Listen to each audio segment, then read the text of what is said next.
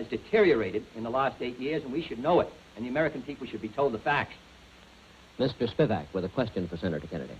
Senator, following this up, how would you go about increasing the prestige you say we're losing, and could the programs you've devised to do so be accomplished without absolutely wrecking our economy? Yes, we have been wholly indifferent to Latin America until the last few months.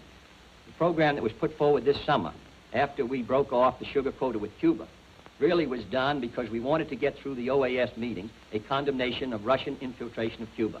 And therefore we passed an authorization, not an aid bill, which was the first time really since the Inter-American Bank, which was founded a year ago, was developed, that we really have looked at the needs of Latin America, that we've associated ourselves with those people. Secondly, I believe that, that it's far better for the United States, instead of concentrating our aid, particularly in the underdeveloped world, on surplus military equipment. We poured $300 million of surplus military equipment into Laos. We paid more military aid, more aid into Laos per person than in any country in the world. And we all know now that Laos is moving from neutralism in the direction of the communists. I believe instead of doing that, we should concentrate our aid in long-term loans, which these people can pay back, either in hard money or in local currency. This permits them to maintain their self-respect. It permits us to make sure that the projects which are invested in are going to produce greater wealth. And I believe that in cases of India and Africa and Latin America, that this is where our emphasis should be. I would strengthen the Development Loan Fund. And Senator Fulbright, Senator Humphrey, and I tried to do that. We tried to provide an appropriation of $1.5 billion for 5 years on a long-term loan basis, which this administration opposed. And unless we're ready to carry out programs like that in the 60s, this battle for economic survival, which these people are waging, are going to be lost. And if India should lose her battle, with 35% of the people of the underdeveloped world within her borders, then I believe that the balance of power could move against us. I think the United States can afford to do these things. I think that we could not afford not to do these things. This goes to our survival. And here in a country which, if it is moving ahead, if it's developing its economy to the fullest, which we are not now, in my judgment, we'll have the resources to meet our military commitments and also our commitments overseas. I believe it's essential that we do it, because in the next 10 years, the balance of power is going to begin to move in the world in one direction or another, towards us or towards the communists. And unless we begin to identify ourselves not only with the anti-communist fight, but also with the fight against poverty and hunger, these people are going to begin to turn to the communists as an example. I believe we can do it. If we build our economy the way we should, we can afford to do these things, and we must do it. Mr. Vice President. Senator Kennedy has put a great deal of stress on the necessity for economic assistance. This is important, but it's also tremendously important to bear in mind that when you pour in money without pouring in technical assistance as well, that you have a disastrous situation. We need to step up exchange, we need to step up technical assistance so that trained people in these newly developing countries can operate the economies. We also have to have in mind something else with regard to this whole situation in the world. And that is that as America moves forward, we not only must think in terms of fighting communism, but we must also think primarily in terms of the interests of these countries. We must associate ourselves with their aspirations. We must let them know that the great American ideals of independence, of the right of people to be free, of the right to progress, that these are ideals that belong not to ourselves alone, but they belong to everybody. This we must get across to the world. And we can't do it unless we do have adequate funds for example, information, which has been cut for the Congress, adequate funds for technical assistance. The other point that I would make with regard to economic assistance and technical assistance is that the United States must not rest its case here alone. This is primarily an ideological battle, a battle for the minds and the hearts and the souls of men. We must not meet the communists purely in the field of gross atheistic materialism. We must stand for our ideals. Mr. Levy with a question.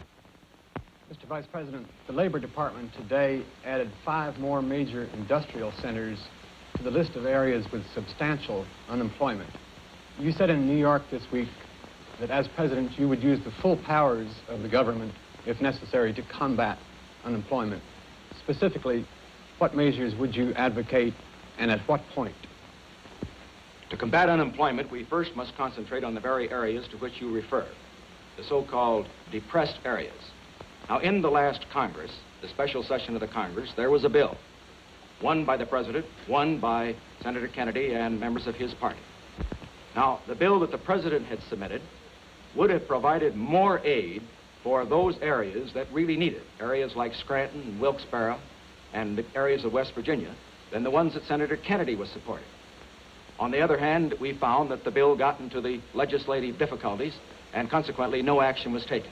So point one, at the highest priority, we must get a bill for depressed areas through the next Congress. I have made recommendations on that, and I have discussed them previously, and I will spell them out further in the campaign. Second, as we consider this problem of unemployment, we have to realize where it is. In analyzing the figures, we will find that our unemployment exists among the older citizens. It exists also among those who are inadequately trained. That is, those who do not have an adequate opportunity for education. It also exists among minority groups. If we're going to combat unemployment, then, we have to do a better job in these areas. That's why I have a program for education, a program in the case of equal job opportunities, and one that would also deal with our older citizens. Now, finally, with regard to the whole problem of combating recession, as you call it, we must use the full resources of the government in these respects. One, we must see to it that credit is expanded as we go into any recessionary period. And understand, I do not believe we're going into a recession. I believe this economy is sound and that we're going to move up.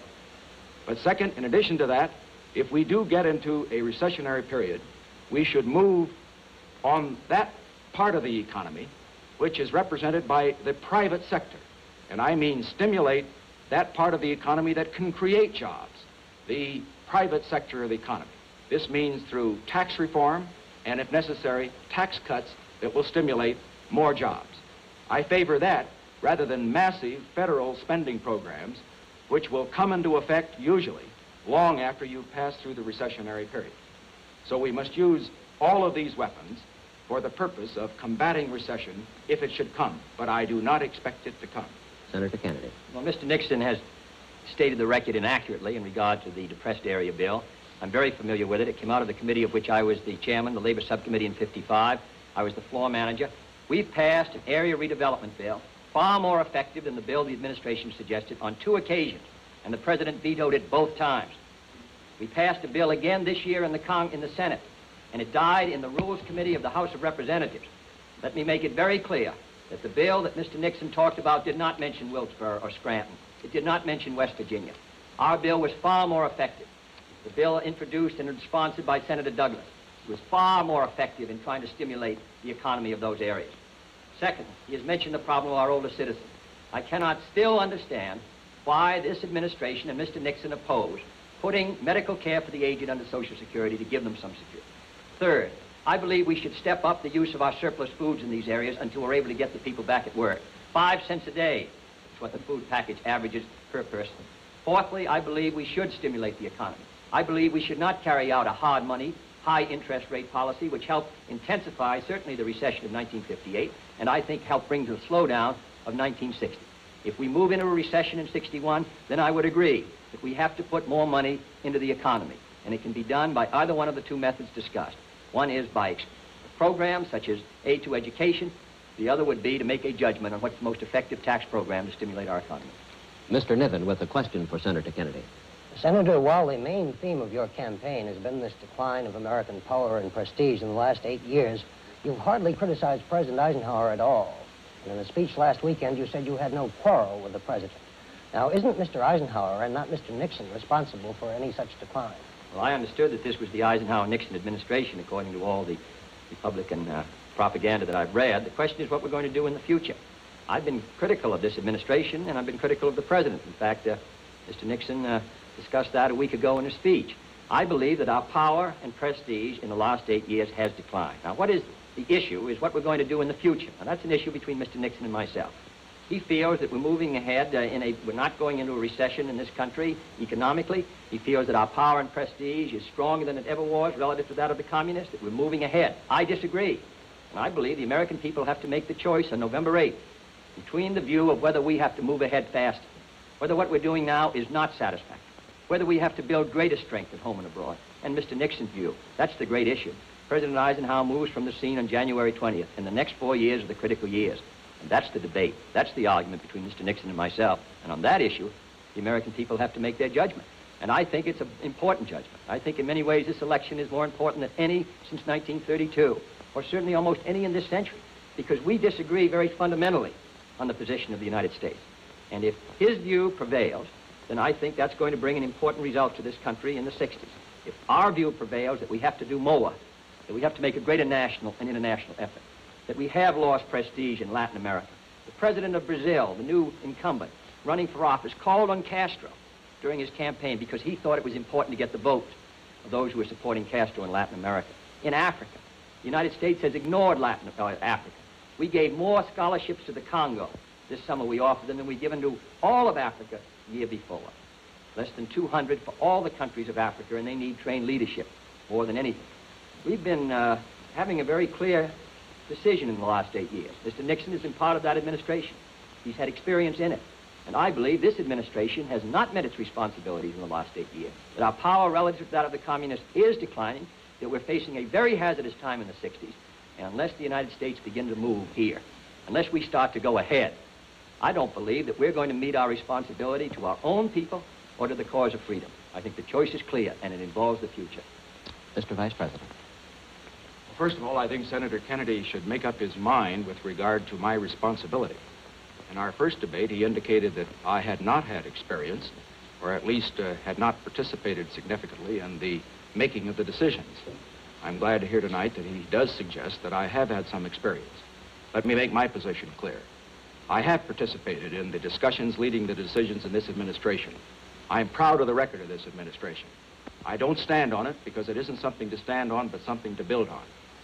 Now, looking at Senator Kennedy's credentials, he is suggesting that he will move America faster and further than I will. But what does he offer? He offers retreads of programs that failed. I submit to you that as you look at his program, for example, with regard to the Federal Reserve and free money or loose money, low interest rates, his program in the economic field generally are the programs that were adopted and tried during the Truman administration. And when we compare the economic progress of this country in the Truman administration with that of the Eisenhower administration, we find that in every index there has been a great deal more performance and more progress in this administration than in that one. I say the programs and the leadership that failed then is not the program and the leadership that America needs now. I say that the American people don't want to go back to those policies. And incidentally, if Senator Kennedy disagrees, he should indicate where he believes those policies are different from those he's advocating today. Mr. Spivak with a question for Vice President Nixon.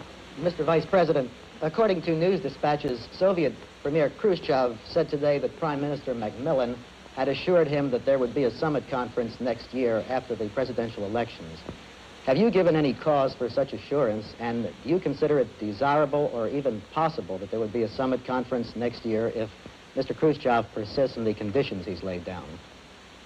No, of course, I haven't talked to Prime Minister Macmillan. It would not be appropriate for me to do so. The president is still going to be president for the next 4 months. And he, of course, is the only one who could commit this country in this period. As far as the summit conference is concerned, I want to make my position absolutely clear. I would be willing as president to meet with Mr. Khrushchev or any other world leader if it would serve the cause of peace. I would not be willing to meet with him, however, unless there were preparations for that conference which would give us some reasonable certainty that you were going to have some success. We must not build up the hopes of the world and then dash them, as was the case in Paris. There, Mr. Khrushchev came to that conference determined to break it up. He was going to break it up because he knew that he wasn't going to get his way on Berlin and on the other key matters with which he was concerned at the Paris conference. Now, if we're going to have another summit conference, there must be negotiations at the diplomatic level, the ambassadors, the secretaries of state, and others at that level, prior to that time, which will delineate the issues and which will prepare the way for the heads of state to meet and make some progress. Otherwise, if we find the heads of state meeting and not making progress, we will find that the cause of peace will have been hurt rather than helped. So under these circumstances, I therefore strongly urge, and I will strongly hold, if I have the opportunity to urge or to hold this position, that any summit conference would be gone into only after the most careful preparation and only after Mr. Khrushchev, after his disgraceful conduct at Paris, after his disgraceful conduct at the United Nations, gave some assurance that he really wanted to sit down and talk and to accomplish something and not just to make propaganda. Senator Kennedy. I have no disagreement with the Vice President's position on that. My view is the same as his. Let me say there is only one point I would add. Before we go into the summit, before we ever meet again, I think it's important that the United States build its strength, that it build its military strength, as well as its own economic strength.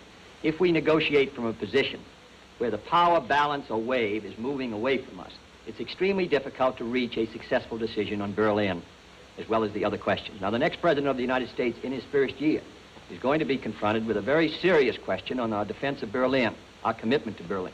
It's going to be a test of our nerve and will. It's going to be a test of our strength. And because we're going to move in 61 and 2, partly because we have not maintained our strength with sufficient vigor in the last years, I believe that before we meet that crisis, that the next President of the United States should send a message to Congress asking for a revitalization of our military strength. Because come spring or late in the winter, we're going to be face to face with the most serious Berlin crisis since 1949 or 50. On the question of the summit, I agree with the position of Mr. Nixon. I would not meet Mr. Khrushchev unless there were some agreements at the secondary level, foreign ministers or ambassadors, which would indicate that the meeting would have some hope of success or a useful exchange of ideas. Mr. Levy with a question for Senator Kennedy. Senator, in your acceptance speech at Los Angeles, you said that your campaign would be based not on what you intend to offer the American people, but what you intend to ask of them. Since that time, you have spelled out many of the things that you intend to do, but you have made only vague reference to sacrifice and self-denial. A year or so ago, I believe, you said that you would not hesitate to recommend a tax increase if you considered it necessary. Is this what you have in mind?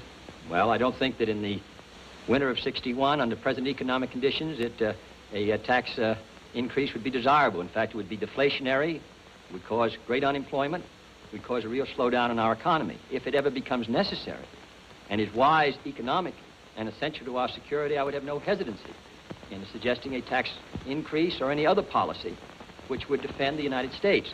I have talked in every speech about the fact that these are going to be very difficult times in the 1960s and that we're going to have to meet our responsibility as citizens. I'm talking about a national mood. I'm talking about our willingness to bear any burdens in order to maintain our own freedom and in order to meet our freedom around the globe. We don't know what the future is going to bring, but I would not want anyone to elect me President of the United States or vote for me under the expectation that life would be easier if I were elected. Now, many of the programs that I'm talking about, economic growth, care for the aged, development of our natural resources, build the strength of the United States. That's how the United States began to prepare for its great actions in World War II and in the post-war period. If we're moving ahead, if we're providing a viable economy, if our people have sufficient resources so that they can consume what we produce, then this country's on the move. Then we're stronger. Then we set a better example to the world. So we have the problem not only of building our own military strength and extending our policies abroad, we have to do a job here at home. So I believe that the policies that I recommend come under the general heading of strengthening the United States. We're using our steel capacity 55% today. We're not able to consume what we're able to produce at a time when the Soviet Union is making great economic gains. And all I say is, I don't know what the 60s will bring, except I think they will bring hard times in the international sphere. I hope we can move ahead here at home in the United States. I'm confident we can do a far better job of mobilizing our economy and resources in the United States. And I merely say that if they elect me president, I will do my best to carry the United States through a difficult period. But I would not want people to elect me because I promised them the easy, soft life. I think it's going to be difficult, but I'm confident that this country can meet its responsibilities. Mr. Vice President. Well, I think we should be under no illusions whatever about what the responsibilities of the American people will be in the 60s. Our expenditures for defense, our expenditures for mutual security, our expenditures for economic assistance and technical assistance are not going to get less. In my opinion, they're going to be greater. I think it may be necessary that we have more taxes. I hope not. I hope we can economize elsewhere so that we don't have to. But I would have no hesitation to ask the American people to pay the taxes even in 1961, if necessary, to maintain a sound economy and also to maintain a sound dollar. Because when you do not tax, and tax enough to pay for your outgo, you pay it many times over in higher prices in inflation. And I simply will not do that. I think I should also add that as far as Senator Kennedy's proposals are concerned, if he intends to carry out his platform, the one adopted in Los Angeles, it is just impossible for him to make good on those promises without raising taxes or without having a rise in prices or both. The platform suggests that it can be done through economic growth, that it can be done in effect with mirrors, but it isn't going to be working that way. You can't add billions of dollars to our expenditures and not pay for it. After all, it isn't paid for by my money, it isn't paid for by his, but by the people's money. Mr. Niven with a question for Vice President Nixon. Mr. Vice President, you said that while Mr. Khrushchev is here, Senator Kennedy should talk about what's right with this country as well as what's wrong with the country. In the 1952 campaign, when you were a Republican candidate for vice president, and we were at war with the communists, did you feel a similar responsibility to talk about what was right with the country? I did, and as I pointed out in 1952, I have made it very clear that as far as the Korean War was concerned, that I felt that the decision to go into the war in Korea was right and necessary. What I criticized were the policies that made it necessary to go to Korea.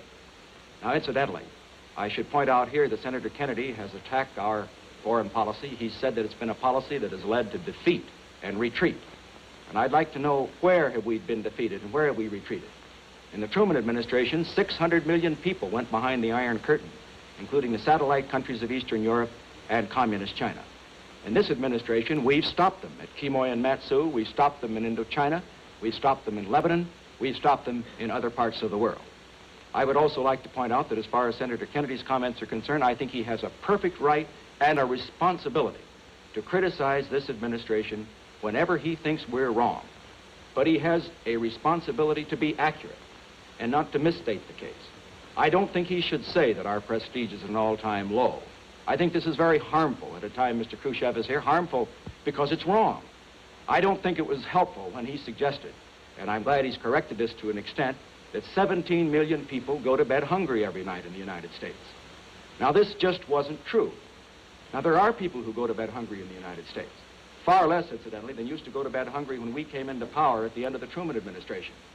But the thing that is right about the United States, it should be emphasized, is that less people go to bed hungry in the United States than in any major country in the world.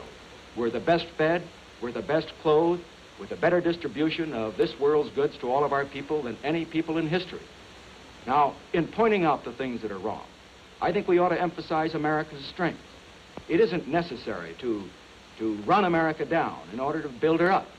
Now, just so we get it absolutely clear, Senator Kennedy must, as a candidate, as I as a candidate in '52, criticize us when we're wrong.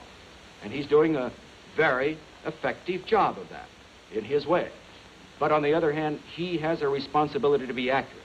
And I have a responsibility to correct him every time he misstates the case. And I intend to continue to do so. Senator Kennedy. Well, Mr. Nixon, I'll just give you the testimony of Mr. George Aiken, Senator George Aiken, the ranking minority member, Republican member, and former chairman of the Senate Agricultural Committee, testifying in 1959, said there were 26 million Americans who did not have the income to afford a decent diet. Mr. Benson, testifying on the food stamp plan in 1957, said there were 25 million Americans who could not afford a elementary low-cost diet. And he defined that as someone who uses beans in place of meat. Now, I've seen a good many hundreds of thousands of people who are not adequately fed. You can't tell me that a surplus food distribution of 5 cents per person, and there are nearly 6 million Americans receiving that, is adequate. You can't tell me anyone who uses beans instead of meat in the United States, and there are 25 million of them, according to Mr. Benson, is well fed or adequately fed. I believe that we should not compare what our figures may be to India or some other country that has serious problems, but to remember that we are the most prosperous country in the world and that these people are not getting adequate food. And they're not getting, in many cases, adequate shelter. And we ought to try to meet the problem.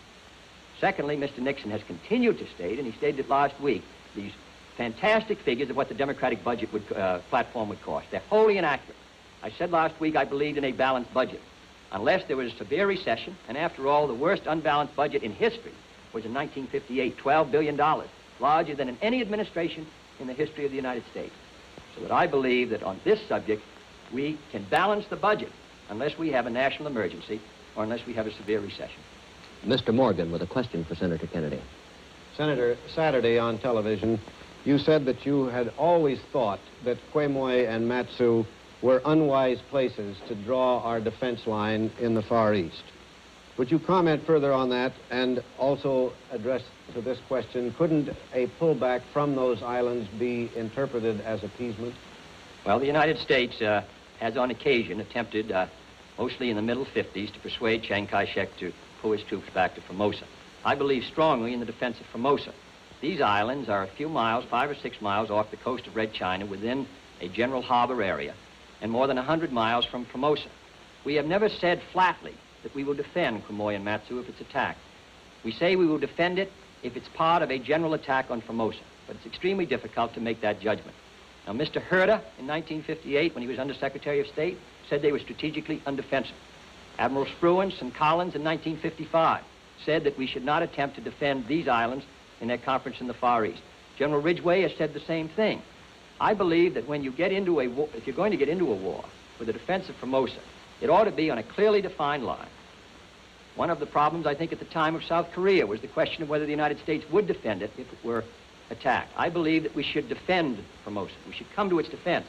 Leave this rather in the air, that we will defend it under some conditions but not under other, I think is a mistake. Secondly, I would not suggest the withdrawal at the point of the communist gun. It is a decision finally that the nationalists should make. And I believe that we should consult with them and attempt to work out a plan by which the line is drawn at the island of Formosa. It leaves 100 miles between the sea. But with General Ridgway, Mr. Herder, General Collins, Admiral Spruance, and many others, I think it's unwise to take the chance of being dragged into a war which may lead to a world war over two islands which are not strategically defensible, which are not, according to their testimony, essential to the defense of Formosa. I think that we should protect our commitments. I believe strongly we should do so in Berlin. I believe strongly we should do so in Formosa. And I believe we should meet our commitments to every country whose security we've guaranteed. But I do not believe that that line, in case of a war, should be drawn on those islands, but instead on the island of Formosa. And as long as they are not essential to the defense of Formosa, it's been my judgment ever since 1954, at the time of the Eisenhower Doctrine for the Far East, that our line should be drawn in the sea around the island itself. Mr. Vice President. I disagree completely with Senator Kennedy on this point. I remember in the period immediately before the Korean War, South Korea was supposed to be indefensible as well. Generals testified to that. And Secretary Atchison made a very famous speech at the press club early in the year that Korean War started, indicating in effect that South Korea was beyond the defense zone of the United States. I suppose it was hoped when he made that speech that we wouldn't get into a war. But it didn't mean that. We had to go in when they came in. Now, I think as far as Quemoy and Matsu are concerned, that the question is not these two little pieces of real estate. They are unimportant. It isn't the few people who live on them. They are not too important. It's the principle involved. These two islands are in the area of freedom. The nationalists have these two islands. We should not force our nationalist allies to get off of them and give them to the communists. If we do that, we start a chain reaction, because the communists aren't after Quemoy and Matsu. They're after Formosa. In my opinion, this is the same kind of woolly thinking that led to disaster for America in Korea. I'm against it. I would never tolerate it as President of the United States, and I will hope that Senator Kennedy will change his mind if he should be elected. Gentlemen, we have approximately 4 minutes remaining. May I ask you to make your questions and answers as brief as possible, consistent with clarity. And Mr. Levy has a question for Vice President Nixon. Mr. Vice President, you are urging voters to forget party labels and vote for the man. Senator Kennedy says that in doing this, you are trying to run away from your party on such issues as housing and aid to education by advocating what he calls a Me Too program. Why do you say that party labels are not important? Because that's the way we elect a president in this country, and it's the way we should. I'm a student of history, as is Senator Kennedy, incidentally. And I have found that in the history of this country, we've had many great presidents. Some of them have been Democrats, and some of them have been Republicans. The people, some way, have always understood that at a particular time, a certain man was the one the country needed. Now, I believe that in an election when we are trying to determine who should lead the free world, not just America, perhaps, as Senator Kennedy has already indicated, the most important election in our history, it isn't the label that he wears or that I wear that counts. It's what we are. It's our whole lives. It's what we stand for. It's what we believe. And consequently, I don't think it's enough to go before Republican audiences, and I never do, and say, look, vote for me because I'm a Republican. I don't think it's enough for Senator Kennedy to go before the audiences on the Democratic side and say, vote for me because I'm a Democrat. That isn't enough. What's involved here is the question of leadership for the whole free world. Now, that means the best leadership. It may be Republican, it may be Democratic, but the people are the ones that determine. The people have to make up their minds. And I believe the people, therefore, should be asked to make up their minds, not simply on the basis of vote the way your grandfather did, vote the way your mother did. I think the people should put America first, rather than party first. Now, as far as running away from my party is concerned, Senator Kennedy has said that we have no compassion for the poor, that we are against progress. The enemies of progress is the term that he's used and the like. All that I can say is this. We do have programs in all of these fields, education, housing, defense, that will move America forward.